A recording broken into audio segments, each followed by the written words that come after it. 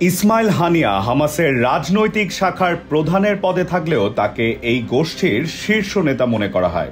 গত শতকের ৮০-র দশকে হামাসের উত্থানকালে ফিলিস্তিনি সুন্নি মুসলিমদের এক রাজনৈতিক ও সামরিক আন্দোলনের সামনের কাতারে ছিলেন ইসমাইল হানিয়া। ১৯৮৯ সালে তাকে ৩ বছর মেয়াদের কারাদণ্ড দেয় ইসরায়েল। এরপর ১৯৯২ সালে আরও কয়েকজন হামাস নেতার সঙ্গে হানিয়াকে ইসরায়েল ও লেবাননের সীমান্তের শূন্যরেখায় ছেড়ে দেয় ইসরায়েলি কর্তৃপক্ষ। ১ বছর নির্বাসনে থাকার পর ইসমাইল গাজায় ফেরেন।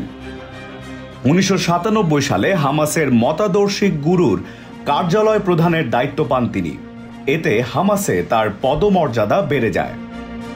ফিলিস্তিনের জাতীয় নির্বাচনে হামাস বেশিরভাগ আসনে জয়লাভের পর ২০০৬ সালে ইসমাইল হানিয়াকে প্রধানমন্ত্রী পদে নিয়োগ দেন প্রেসিডেন্ট মাহমুদ আব্বাস।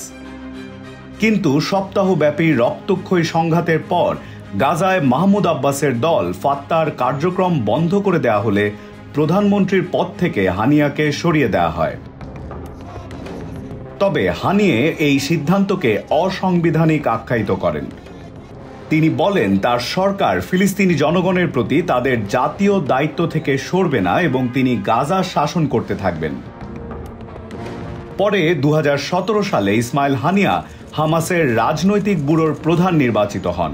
পরের বছর ইসমাইল হানিয়াকে সন্ত্রাসী তকমা দেয় যুক্তরাষ্ট্রের পররাষ্ট্র দপ্তর। কয়েক বছর ধরে ইসমাইল হানিয়া কাতারে বসবাস করছিলেন।